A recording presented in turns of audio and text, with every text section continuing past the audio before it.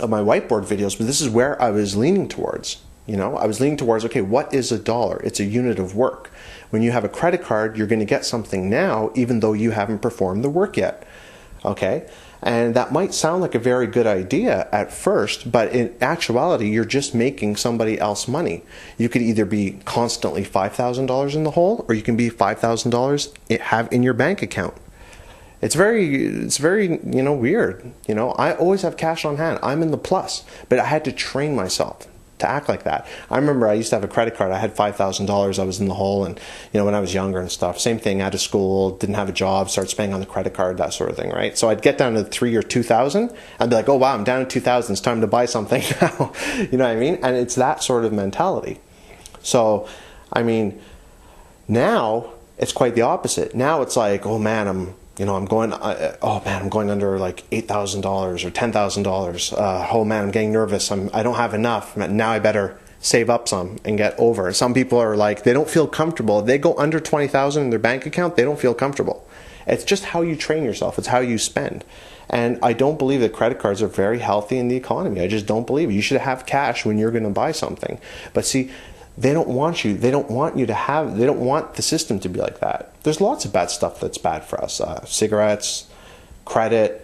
You should have the money to buy the TV. But do you think they want that? No. They want you to go through the financing. They want to rake off. And it's a way, picture, it's almost like a tax. Picture, they're trying to rake off anything that you buy. They want you to do it. They want you to buy your groceries with a credit card so they can skim off the top of it. Look at it that way.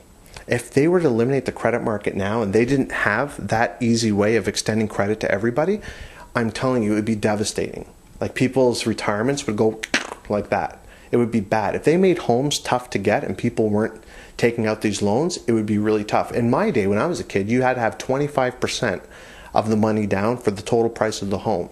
That meant that you were serious and that you were, blah, blah, blah. And it's not like that anymore. They just want to give you the loan as fast as they can. Everybody lies in their papers. They get the loans and that's it. They don't care. They just want that back. And if you default, oh well. You know what I mean? The bank takes the home back and then sells it. It's not much of a loss to them.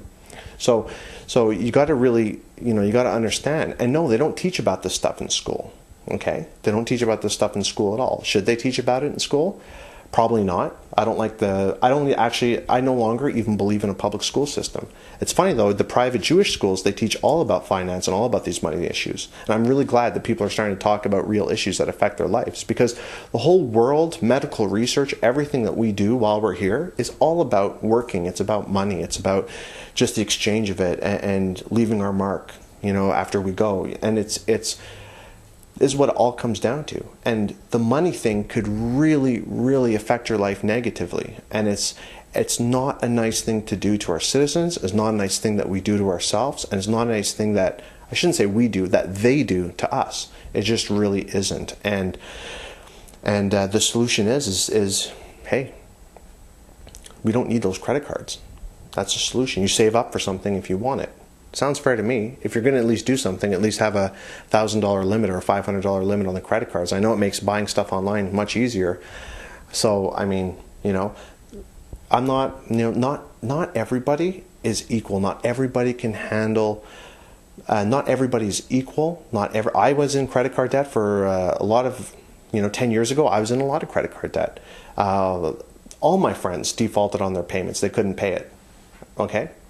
It's a common thing. All my friends right now, even if they do have credit cards, they're all in credit card debt and they just live in debt. And the average North American and probably people in Europe also live in credit card debt too. Because that's how the system is set up. They want to put anything you buy, they want to make a little bit more off it. Okay? It's better to save up $20,000 and buy the kitchen, okay, than to spend $30,000 on the kitchen over 10 years.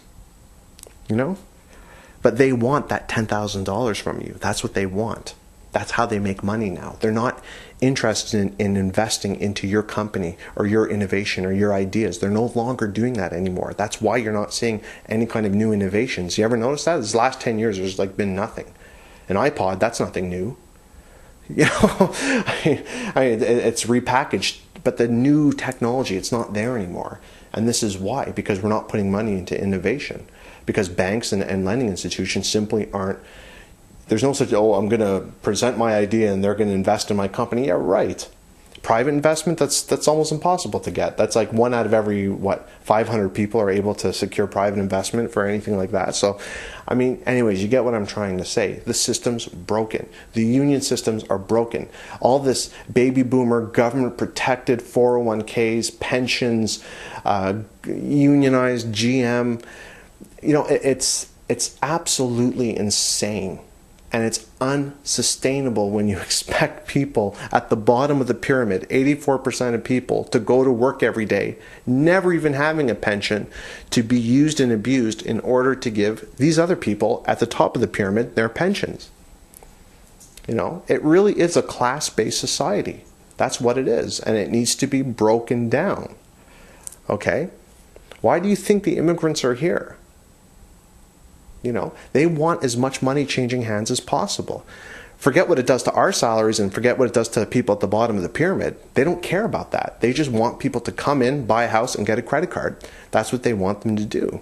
That's why they're letting in more and more. And you can't understand why are they doing it, because the government sees an instant gain, but eventually it will collapse. And that's what's happening now, is that it's going to collapse. People that thought they had pensions and thought they had this lifetime of savings are not going to have it. And what's the government doing? The government's still coming in and protecting the unions. They're still protecting those pensions. They're doing anything they can to save those votes. I'm telling you, if Obama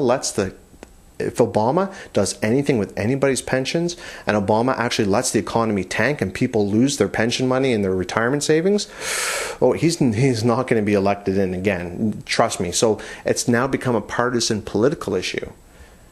Don't you see? It's a partisan political issue now, because it's 1 out of 4 people working for the government and in unions. I mean, it's insanity. You can't have this lower class at the bottom of the pyramid, trying to hold up this heavy top forever. It's not going to work.